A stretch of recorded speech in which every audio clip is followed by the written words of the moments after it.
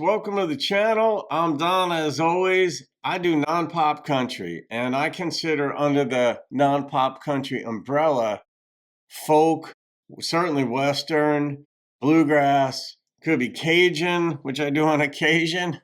What do you say, Zydeco?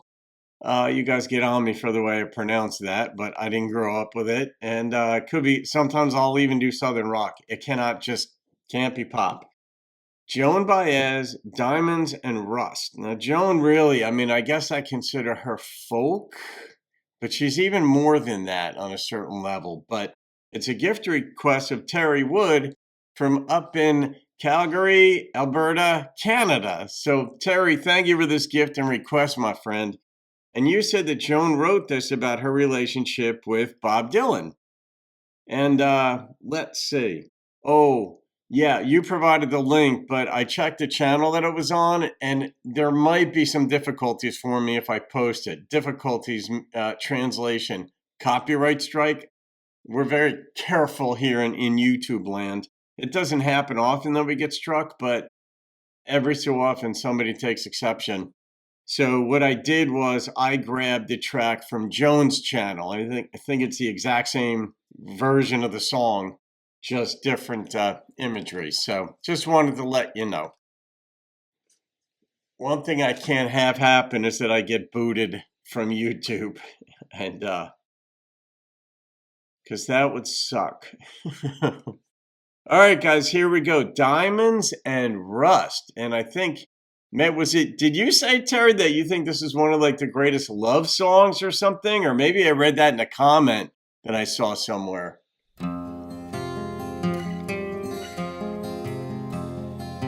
Yeah, she's folk.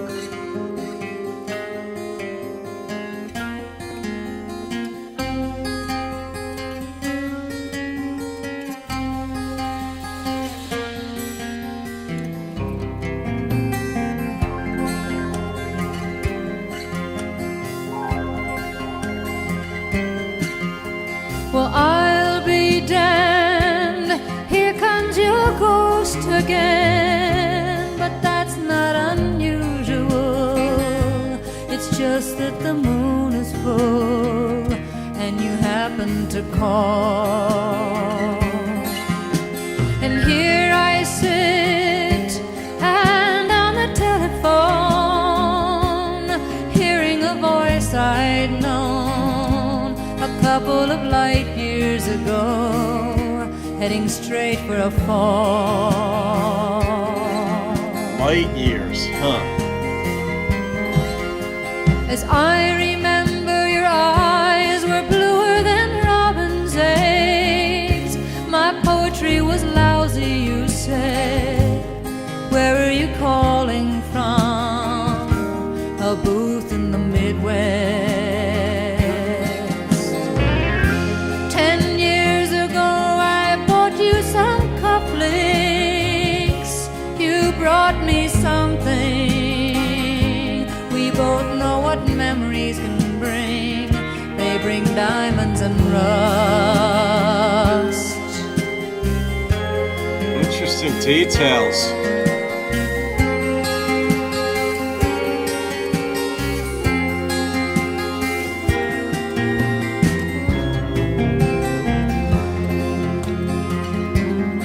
Years. That's a span of time. Well, you burst on the scene, already a legend, the unwashed phenomenon, the original vagabond, or straight into my arms. Oh, wait a minute. I like the contrast here. She bought him cufflinks, but when he burst on the scene, he was unwashed, a vagabond. Tells you about the trajectory. And there you stayed, temporarily lost at sea. The Madonna was yours for free. Yes, the girl on the half shell could keep you unharmed.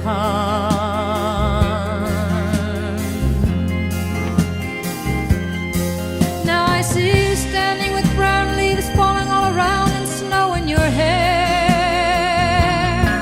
Now you smile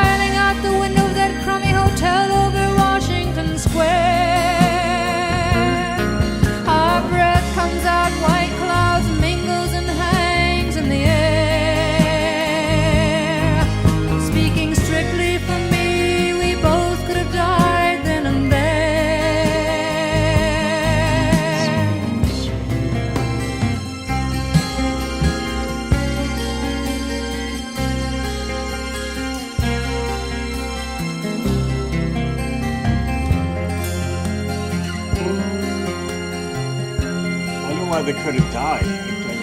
Now you're telling me you're not nostalgic. Then give me another word for it. You were so good with words and at keeping things vague. 'Cause I need some of that vagueness now. It's all come back too clearly. Yes, I love you dearly. And if you're offering me diamonds and rust, I've already paid.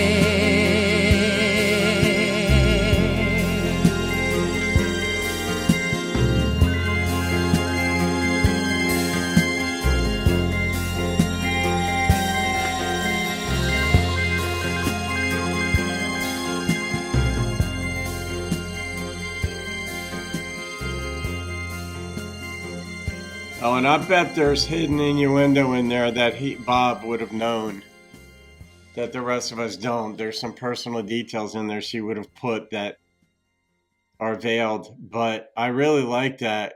Like, you were always good at being vague. And I said that in a recent reaction that I did to Bob, where he doesn't pigeonhole you into anything.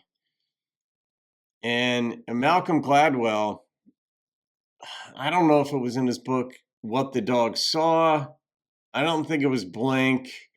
I don't think it was Outliers, but it could have been. But I've read, I think, just about all of his books. In fact, I'm reading Revenge, the Tipping Point, Revenge of the Tipping Point. It came out in 24. I'm reading it now, about 100 pages into it.